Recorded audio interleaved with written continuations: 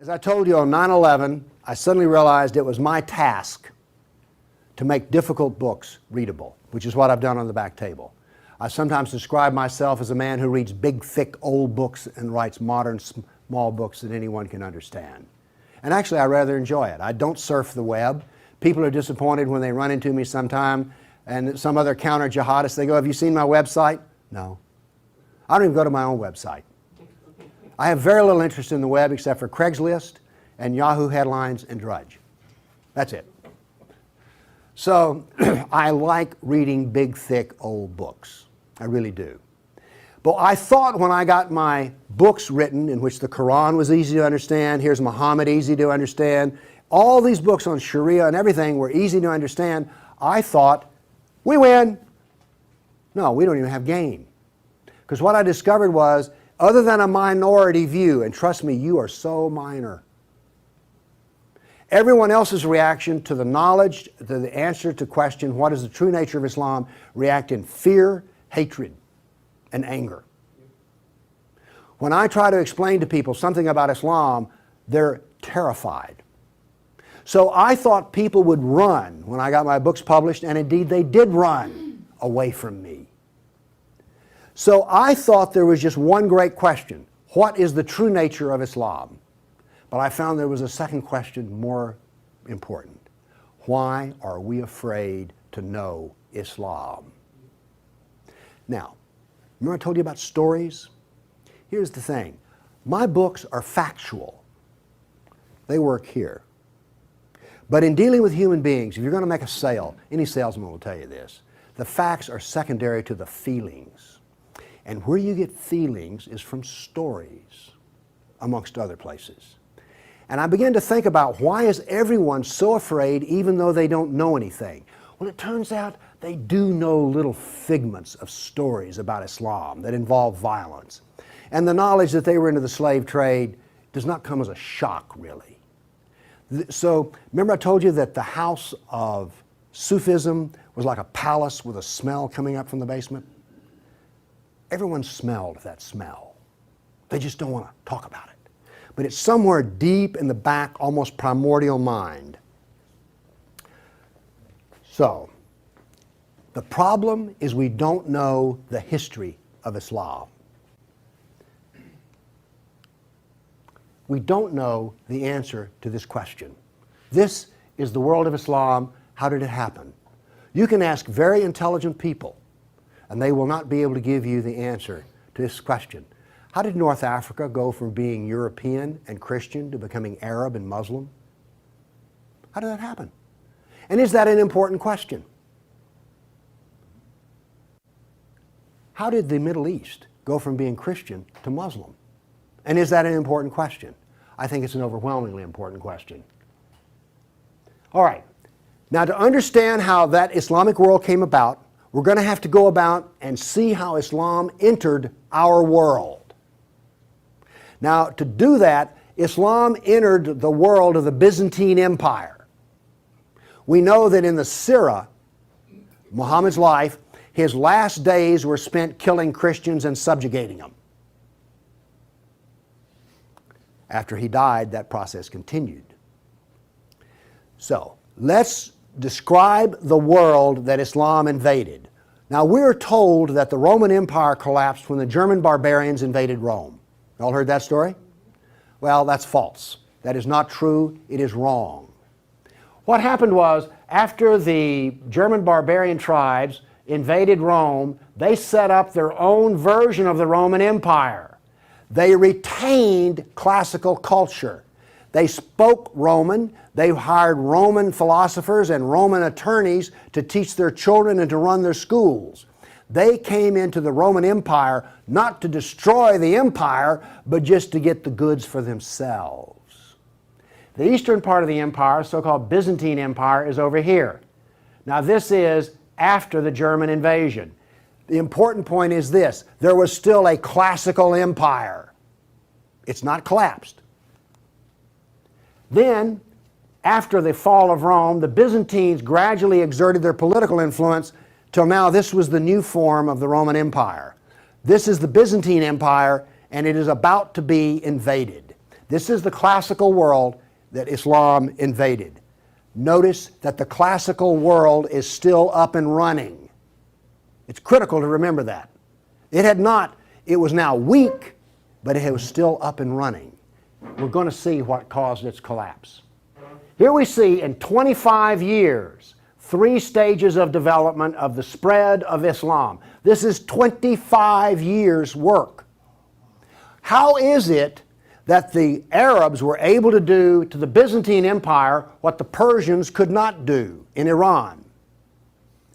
Here's the answer to that question. It has to do with Iran, actually. The Greeks and the Persians had been having wars since forever. All right? The 300 at Thermopylae, that was about the Persians. All right? Alexander the Great, he defeated the Persians. The Persians kept hammering on the Romans and then the Byzantines, and 25 years before Islam invaded, there was one massive last series of battles that left Persia weak and the Byzantine Empire very weak. Then comes along the Black Plague. 1 person in 3 dies. So the Byzantine Empire, when Islam invaded, had been weakened by a long war with Persia and the loss of 1/3 of its population. The economy had collapsed by 2/3. You think the Obama economy is bad? Try 2/3. So we had an empire that was weak, invaded by people with a mission. Now what's important here is these 3 different shades of green represent the different caliphs. This empire is beginning to build here came from people who could be described as the apostles of Muhammad. Why is it important to know that? They knew Muhammad. They held his hand. One of them, Ali, married his daughter. Abu Bakr was his father-in-law. These people are not just brothers in the religious sense, they're brothers in the family sense. They knew Muhammad like I know my wife. And what did they do? Did they go out preaching the Quran? No, they didn't. They picked up their swords, got on their camels and horses, and went out whacking Christians and Persians. That is, this is the true nature of Islam. Here you see it. This is the fruit on the tree. Massive destruction. Now notice something else that's happened here. Egypt is the breadbasket of the Mediterranean. Syria, the heart of the intellectual world of the classical empire. In 25 years, the classical civilization lost its ability to feed itself and lost its biggest brain trust. This destroys classical Christianity. Christianity that we have today is a bloody stump of the original Christianity. Why? This destroyed the heart of it, transformed it. The first stage of the annihilation of classical empire, gone. The heart of it's gone. Okay. A century later, notice over here in Spain, 750 AD, Spain is already Muslim. This is rapid fire conquest. This is going to become very important because this happened as it were in the life of a nation overnight. This brutal assault is the key as to why we fear Islam. Now then, you're next going to see history that you've not heard before. I'm not a historian, but I am a scientist. And I can reason from data. I knew, once I read the story of Muhammad, that I had been fed a pack of lies about what caused the Dark Ages. Roman barbarians didn't cause the Dark Ages. First off, why would these barbarians were Germans? These are the same people who made Germany. You're telling me they were too stupid to learn how to do Roman law and stuff? Of course not. They were very intelligent people. They didn't cause the collapse. But that's the classical theory. If you go to Vanderbilt, that's what they'll teach you. Here we go with the data. There has recently been a lot of classical ancient works that have been translated and put into a database format so they can be accessed. There's been massive archaeological research under the ocean and at the edge of the Mediterranean. From this archaeological research, we're able to track history and economies. All right? That figure I gave you about how the economy collapsed, that came from the study of sunken vessels. Because if you're not buying much, if 1 in 10, let's say 1 in 10 ships is sunk, that figure's not that high, but whatever. If you see a lot of sunken ships, there was a lot of ships sailing around. When they go down, the economy goes down. So from this data, we know a lot. And this, in particular, the database of ancient documents, gives us 548 battles that Islam fought against the classical world. This is all new information. I've talked with people who consider themselves history buffs, and they go, well, let's see, battles of Islam against Europe. Let's see, we've got the invasion, we got Tours, we got the invasion of at Gibraltar, we've got Lepanto, Gates of Vienna, collapse of... Okay, that's 5. You talk to a historian, and those are the 5 battles they can scratch up. And I remind you, you can have all of these slides if you just send me an email for it. Okay, what does this new data show us? It shows us this. See the white spots? They're brand new battles. They're going to change to red. These are new. Every time, I want to show you this all over again. Every tick is 20 years. The new battles for that 20-year period come up in white, then they fade to red to show you the history. So white's what's happening right now, red has happened. Let's see how these 548 battles act out over. We're going to watch, in 70 seconds, we're going to watch 1,200 years of conquest. Look how fast this is happening. Bam! Here comes... You didn't know France was hammered that hard, did you? You heard of Tours. Watch what's happening in Spain and the islands. Now, many of these raids or battles, if they're at the coastline, are slave raids. The slaving that took place in here was extensive and went on and on. All of this work is also happening now then. We're now into the golden age of Baghdad. This is the punishment that's being handed out to Christians everywhere. In Spain, after one battle, there were knights' heads were cut off and they made a pile so high that a man on horseback couldn't see over them.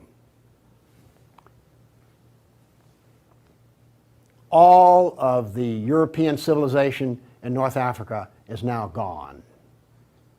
I have a question. Have you read the 13th tribe? No. Okay. Now, pretty soon, and by the way, there will be a period of time, and you can see the clock running up here, there will be a brief blip of 5 battles that occur in North Africa, the Barbary Pirate Wars. We're on there. Okay? Now then, Byzantium has fallen. Now then, Eastern Europe is being hammered. Notice that it is relentless. It doesn't stop. This is the history that you're never told about. This is the history that explains how all of this came about. Now then, they're getting slower because Islam is becoming weaker.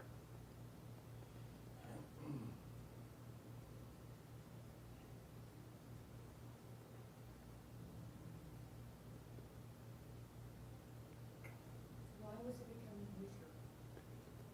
Corruption. All empires collapse from the inside ultimately. Okay. I say that what caused the collapse of classical civilization was not the invading German barbarian tribes. I say that classical civilization was destroyed by Islam. Now comes the question, why do we not want to know that? We're going to answer that question. All right, now I want to give you the headlines. With all those little dots, basically what I've showed you is just quantity. Okay? Relentless, but quantity. Now I'm going to give, we gave you 1,200 years of battles in like 70 seconds. Now we're going to go through in about 4 minutes. I'm going to give you the headlines from each century so you will know the emotional tone of what is happening. All right, 7th century. Muhammad sent Khalid out, the sword of Allah, to the Jazima tribe to offer Islam. They refused. He annihilated every one of them. At the Battle of Oasis in Iraq, for 2 days he spent out rounding up the losers, put them in a dry stream bed and cut off heads until the stream ran with blood. He then took the captain of the Zoroastrian Persian tribe. His wife was there. He cut off the man's head, let the blood drain into the soil, and raped his wife in the bloody soil. That was one of the companions of Muhammad. This is the nature of jihad. Where did Khalid learn how to do that? From Muhammad. From Muhammad at the Battle of Khaybar. Umar conquered Jerusalem, and every Jew and every Christian became a dhimmi, which is a third-class semi-slave. You're now going to see, for the next few centuries, you're going to see Golden Age. We're told this myth of the Golden Age, how wonderful Islam is. So here's what's happening during the Golden Age. They started attacking Sind, which is the Hindus. 26,000 Hindus died. Armenian nobles were herded into a church after a debate, and the building burned down on top of them. At Ephesus, 7,000 Greeks are enslaved. We're still having the Golden Age. All new churches were ordered destroyed. At Amorium, there was massive enslavement of all the Christians. The Egyptian Christians revolt over the jizya, which is the dhimmi tax under the Sharia. Churches are burned, vineyards destroyed. 10th century was still in the Golden Age. In Thessalonica, 22,000 Christians enslaved. Christians massacred in Seville. In Egypt and Syria, 30,000 churches destroyed. You have your religion, I have mine. Still in the Golden Age, 6,000 Jews in Morocco killed, hundreds of Jews in Cordoba killed, 4,000 Jews in Granada killed, Georgia and Armenia invaded. In Hindustan, 15,000 killed, 500,000 enslaved. Golden Age, still upon us. In Yemen, the Jews are given the choice of convert or die. The Christians of Granada are deported to Morocco. And in India, cities are destroyed under the order convert or die. In one town, 20,000 Hindus became slaves. Still the Golden Age. 50,000 Hindu slaves decided to get freedom by converting to Islam. A new 20-year campaign created 400,000 new Muslims out of Hindus. Buddhist monks butchered, nuns raped. In Damascus and Safed, mass murder of Christians. Jews in Marrakesh massacred. Tabriz, forced conversion of Jews. Still, we're in the Golden Age. There are riots in Cairo, churches are burned, Jews of Tabriz are forced to convert. Tamerlane, one of the most evil men who ever lived, massacred 90,000 Hindus in one day. 30,000 in another battle, massacred in cold blood. Another Muslim leader takes 180,000 Hindu slaves. Oops, we're out of the Golden Age. See if you notice any change in tenor. Tamerlane destroys 700 villages in India. Now then comes he then turned to Iraq and annihilated the Nestorian and Jacobite Christians. The Nestorian Christians, half of the Silk Route in China was Nestorian Christian. The Nestorian Christians had emissaries and missionaries in the court of China. Afghanistan was partly Christian. All right? Gone. This is part of the destruction of the church that no one knows about. 700 years of attack, they finally destroy Constantinople. 16th century, the son of Tamerlane destroys temples, forced conversions. 2 of his generals built 2 towers of human heads. Once again, you couldn't see over them. And then noble women, Hindu women, started the practice of sati, which was mass suicide in order not to be sex slaves inside of the Sultan's harem. 17th century, Jews of Yemen and Persia forced to convert, forced conversions of Greeks. The Zoroastrians are persecuted in Persia, and over 500,000 killed Hindus. 18th century, more Zoroastrian persecution, Jews of Jeddah expelled, Jews of Morocco massacred, Hindu persecution continues. 19th century, more forced conversion of Jews, Jews of Baghdad massacred. Oops, 250,000 Armenian Christians slaughtered in Turkey. Now then in Persia, the Zoroastrians are completely annihilated. 20th century, over 1 million Armenian Christians killed. 1 million. So you now not only know the number of battles, you now see the tenor of what's going on. You now know quality and quantity. Do you get the drift on how bad this was? Now then, the establishment doctrine is that we've already told you classical collapse had nothing to do with Islam, and indeed Islam was a source of good because the hillbilly Europeans lost their classical learning and the shrewd, smart Arab Muslims preserved all the knowledge in the Golden Age. This is what is taught in our schools. I maintain that it was annihilated by Islam. Okay, we've been talking about land here. I now want to talk about water because classical civilization was based upon the Mediterranean Sea. Egypt was part of the Mediterranean world. It was not part of the African world, okay? Because to go from Alexandria, Egypt to Nigeria was a lifetime. But you could get on a ship and be there in 10 days. Does this make sense? It was cheap transportation. You could haul a ton of grain from Egypt to Rome as much as it cost 75 miles by ox cart. This is important. I'm going to be driving back on the interstate after I finish talking here. I do not expect to be attacked or shot at on the way. I presume that the interstate is safe travel. It used to be that way under the Roman peace. That ended. The importance of naval work, as many as 500 boats could be in the harbor of Constantinople. The collapse of the freedom of sea. Let me show you something. Now we know this from history, the data. Rome used to communicate with France by boat. After Islam, they went overland through the Alps. Why did they do that? There was no longer freedom of the sea. Here's interesting. The Black Plague was a known problem in the Mediterranean. It used to take 4 months to get from here to Constantinople because there was sea trade back and forth. Well, that was eliminated. So now then, when there was an outbreak of the Black Plague, it went from harbor to harbor, all around here, and it took 4 years to get to here. Do you see the point I'm making? There was that little freedom of trade. As a merchant striking out to do business, you could wind up with your ship gone, your goods gone, and you're in chains, enslaved. By the way, this cuts down a lot on commerce. A brag. The Christians couldn't float a plank on the inland sea. What did this do? It isolated Europe and impoverished Europe. So, you know the business of the Barbary pirates? You know the business of the Somali pirates? Same. It is Sunnah. It is Sunnah, the way of Muhammad.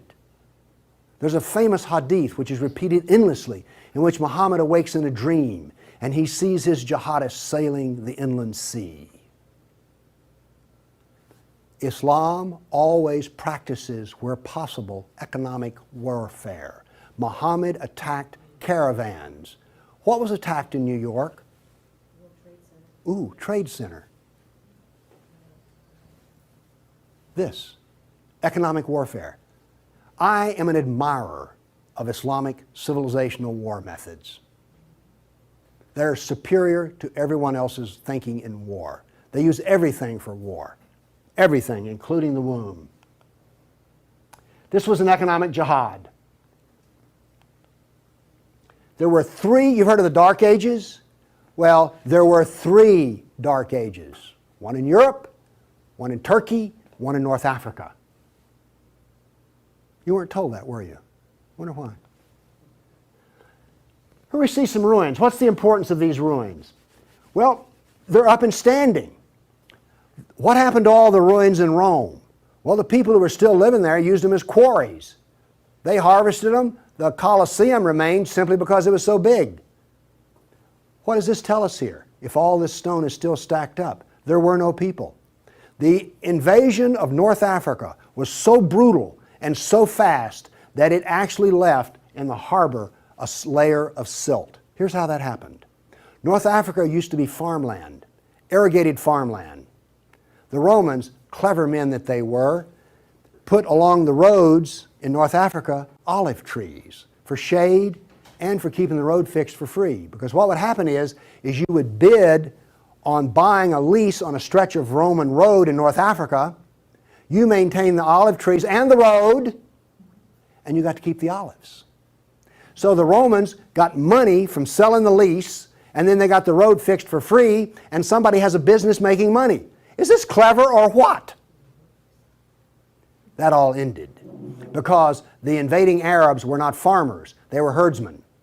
The people there were Christian, and so therefore when the average Arab family would own 50 goats. They put their goats out into the fields of Christians, and the Christians as dhimmis had no right to protest. Between death and the erosion of the crops, there was this produced a layer of silt in the harbors. So that's how brutal, hard, and fast came about this collapse of economy in North Africa. What was left for a European economy? Furs, lumber, swords, and slaves. We're now really getting to one of the points where we don't want to know this history. Anybody here all real proud about how some of your ancestors were taken off a coast in Italy and then put into a harem in North Africa? And now you have children from that who are distant relations. You see, you may have distant relations in the Arab world you don't know about because 1 million Christians were sold into slavery. And by the way, the Venetians helped to do that. And another embarrassing piece of news is this. The Jews were very big in the trans-Mediterranean slave trade. Nobody comes out of this looking good. No one looks good. Are you also beginning to see, like, I don't think I want to know any more about this history at all? Okay? Are you catching on here? All right. Now, the other thing we're told that's so bad about Christianity and so pitiful about those poor Muslims are the Crusades. Who's ever heard this? Well, the Crusades, oh, that's so embarrassing. Gosh, you know, we got out of Europe, we went over there and invaded the Arab lands, and then we killed them and hurt them, and like, oh, I've heard preachers wallow in pity about how drastically bad the Crusades were. All right, first off, Islam, remember, destroyed 30,000 churches. The Jews and Christians were dhimmis. There was infinite number of brutality against Christians. Christians were fleeing the Middle East, and the Byzantine emperor appealed to the Pope, help us, please. Now this was a big thing to do because the Byzantine emperor and the Pope did not get along at all. But these were desperate people. And what did the Pope look out and see? This is the world that he saw in 1100, the time of the First Crusade. Well, let's see, this much of Spain is Muslim, and we're getting our behind kicked on a regular basis. Oh, well, this Christianity's gone. Oops, this Christianity's gone. And look at all the battles in the non-Christian, in the areas that are still Christian. Do you see the geopolitical problem that the Pope was facing here? This was not just some, you know, we'll saddle up, get on our horses, and go steal from them Arabs, which is what you're told. This is the political picture. But now then, let's do this. Let's look at a battle map for the Crusades. Let's be fair. I showed you the jihad map. Now here comes the Crusade battle map.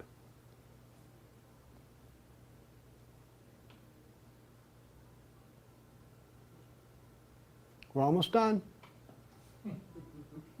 That's it. Now we're told that the Crusades are the moral equivalent of jihad. And therefore we need to be ashamed and whine and cry. All right. The Crusades were defensive, lasted 300 years, and the last one was over 800 years ago. All the jihad was offensive, lasted 1,400 years, and it's happening right now. In all probability, some Christian is being slaughtered in Nigeria today. Now, Is this moral equivalence?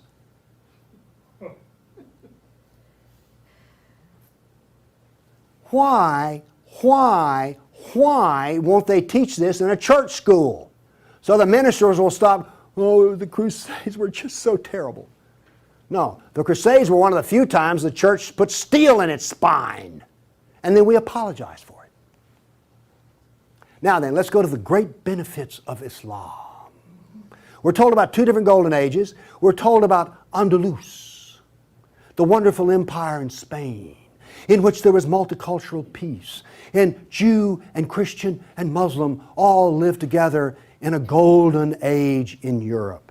You ever heard that? Well, here we go. This is the battle map of the golden age in Andalus. Now, while all this is going on, orders for slaves are being filled. The first slave order out of Spain was the Caliph ordered up 3,000 blonde virgins. They were shipped out of Spain. Battles are going on in which Christian knights die. But notice something here. The Christians won't quit fighting. This is going to take 700 years, and there's going to be nearly 150 battles fought. Where was this caliph located? There was more than one caliph at the time. This was a caliph in North Africa. Okay. Now then, looking at this, do you understand why when Isabel and Ferdinand were finally in full power, they told every Muslim in Spain to get out of here? They drove everyone out. Okay, my question for you is this.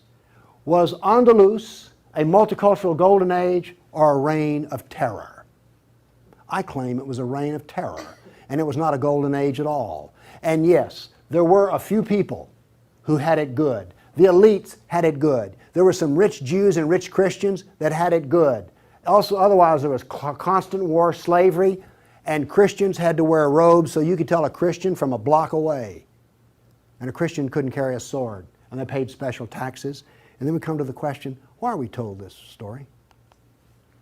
Now we have the Baghdad Golden Age. Here we go. This is all the battles that are fought during the period of the Golden Age in Baghdad. Now, not only are they as busy as they can be killing Christians, but they're also busy establishing the Sharia doctrine. They're also busy establishing the Hadith doctrine. And they're also busy in doing things like slave trading. You know all those exotic photo pictures you've seen of the harem? They're sort of pre-Playboy sexy, beautiful women in gauzy outfits. All of those women were Christians. Less romantic sounding, isn't it? The other thing that's happening in Baghdad is this. A new philosophy is being generated in which there is no cause and no effect. This turns out to paralyze the mind. Okay, those were all the battles that were fought during the mythical Golden Age. Okay. During the Golden Age, Christians and Jews were dhimmis, Christians were sex slaves. Here's one that gets me. During this Baghdad Golden Age, they evolved a philosophy in which there were no laws of nature and there was no cause and effect. I'm a scientist. We work off of two laws, the law of contradiction, does the data contradict the data, and the law of cause and effect. I've just explained to you why out of their Golden Age, why you don't find Muslims getting Nobel Prizes in science. You cannot be a scientist and not believe in cause and effect. You just can't. Won't work. Now then, the Christians did all of the vaunted translation of the Golden Age text, and get this. We're told that this was such a great peak of learning, they destroyed 90% of the books. And we're told that the remaining 10% they preserved is like, oh, this was the Golden Age. Oh, we live in eternal gratitude to the Muslims. If they had come along, we'd have had 100% of them. Presented with a library in India, the largest library in the world was a Buddhist library in Nalanda. They came to him and reported the existence after they had conquered, and they said, "What shall we do with the library?" The order from the general was this: if it contains any information that is in the Quran, we already have it, burn it. And if it contains any information that is not in the Quran, it is false, burn it. The same was done with most all of the libraries. And why are we told this was some wonderful golden age that preserved knowledge for us? Ottoman Empire, 1683. The reason I have this up here, Islam in Europe. That's the world today. I've now explained to you how this world came about. It came about through relentless, brutal persecution of everyone who was not a Muslim. Now then, let's change to modern times. All of that work stops in 1922. This works off a database of 19,000 jihad attacks since 9/11. There are things like this. I know the date, the country, the city, how many are killed, how many injured, and a description. Now, when you present a guy like me with 19,000 pieces of data, I start asking questions. How do we make this make sense? So let's make it make sense. By the way, you did hear all about these 19,000 attacks in the Tennessean and the local newspaper, didn't you? You did hear about this. It was on the nightly news. We heard about Fort Hood. Oh, the workplace incident. Oh yeah, I got that. All right. Anyway, moving along here. This, by the way, is where all these took place. I just think that's interesting. And you'll notice something. This is the Islamic world, and it all centers around it. But notice how much is happening in Europe. Okay. I take the data and I parse it and I divide it. I use Islamic doctrine to analyze this data. What does Islam insist on? Well, in my first lecture, I told you they're fixated on the kafir, right? So I use the kafir to analyze this data from an Islamic standpoint. See, I'm the ultimate multiculturalist. No, really. I'm the only person you've ever met who analyzes Islam on the basis of Islam. Here we go. Here we have, in the last 10 years, the total number of attacks. In the green, we have Muslim on Muslim violence. You mean a Muslim will kill a Muslim? Really? They're doing it in Syria as we speak, right? Remember Iran, Iraq? Okay. Then we have the only one I care about. I mean, my motto here is sell weapons and intelligence to the loser. I'm very serious. You think I'm joking. I know. Okay, here's our story right here. Stays pretty level. That's interesting. By the way, there's hardly a day in which there's not a jihad attack. Modern jihad is relentless, just like classical. Oh, by the way, one of the things this curve proves right here, Islam is bad for Kafirs, Islam is bad for Muslims. Islam is bad for Muslim and non-Muslim. That's what this data shows us. You want to argue with that? Okay, modern jihad is relentless. But what did we see in the other battle map? It was relentless. There are two types of jihad, against the kafir and against Muslim. You see, every time they kill a Muslim, the reason in Syria they're killing other Muslims, they're not real Muslims. Okay? Now then, we've introduced, however, a new phenomena. The mom and pop non-state jihadi shop. Okay? All of those battles up to 1922 were out of the caliph. Okay? We now have non-state jihad. That is all that is different. Okay, jihad attacks per year. I just chose the top 4 nations. But this doesn't really give us what we want because Israel's teeny weeny and India's great big, so let's do this on per capita. Now then, Israel, I bet you were surprised about Thailand. You didn't know that Thailand was getting whacked on a regular basis, did you? And look, here's a Christian nation, the Philippines, ranks number 3. And then India was Hindu. Oops, wait a minute. Do you know what I just told you? Jihad is against the Jew, the Buddhist, the Christian, and the Hindu. This is the data. Now you go to these dialogues, these multicultural smoozes they have, where the preacher and the rabbi and the imam show up. The preacher and the rabbi show up to tie, the Muslim shows up to win. And then what does the Muslim tell them? Oh, the Christians and the Jews, they're people of the book. Oh, we're brothers in the religion of Abraham with the Christian and the Jew. You know, we're practically the same. We're brothers in Abraham. How's that stuff work out? Well, here's one of your people of the book. Here's another people of the book.